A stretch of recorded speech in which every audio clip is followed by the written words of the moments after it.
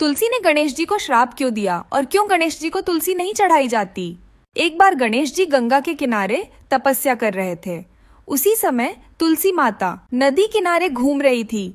अचानक उनकी नजर तपस्या कर रहे गणेश जी पर पड़ी। तुलसी माता गणेश जी के तेज तप और भोले भाले स्वरूप को देखकर उनकी ओर आकर्षित हो गई।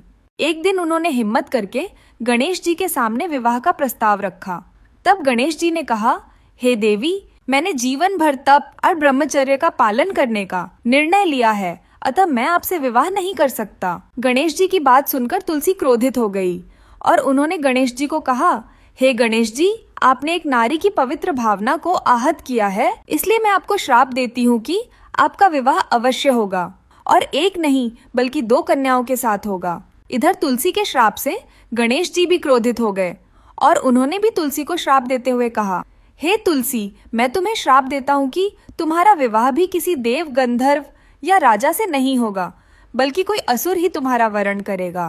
तुलसी के श्राप के कारण गणेश जी का विवाह ब्रह्मा जी की 2 पुत्री रिद्धि और सिद्धि के साथ हुआ और गणेश जी के श्राप के कारण कालांतर में तुलसी का विवाह असुर राज जलंधर से हुआ, जो इतना पराक्रमी था कि उसने इंद्र सहित सभी देवताओं को युद्ध में हरा दिया था। इधर जैसे ही तुलसी ने गणेश जी का श्राप सुना तो उन्हें अपनी भूल पर पश्चाताप हुआ और वे गणेश जी के चरणों में गिरकर बोली, हे गणेश जी, मैंने क्रोधवश आपको श्राप दे दिया, कृपा करके मुझे क्षमा करें।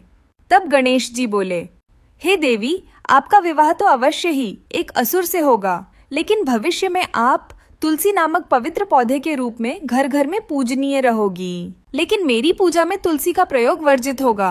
कालांतर में विष्णु जी के द्वारा छल से वृंदा का मान भंग किया गया तो उन्होंने अपने शरीर का त्याग कर दिया और उनके शरीर से गंडकी नदी और बालों से तुलसी नामक पौधा उत्पन्न हुआ। यही कारण है कि तुलसी भगवान विष्णु, श्री कृष्ण और हनुमान जी आदि देवताओं को तो अर्पित की जाती है, लेकिन गणेश जी पर तुलसी पत्र का प्रयोग नहीं किया जाता। क्या गणेश जी ने बदले की भावना से तुलसी माता को श्राप दिया था या इसके पीछे उनके कल्याण की कोई भावना थी? हमें जरूर बताएं और कमेंट में जय गणेश जरूर लिखें।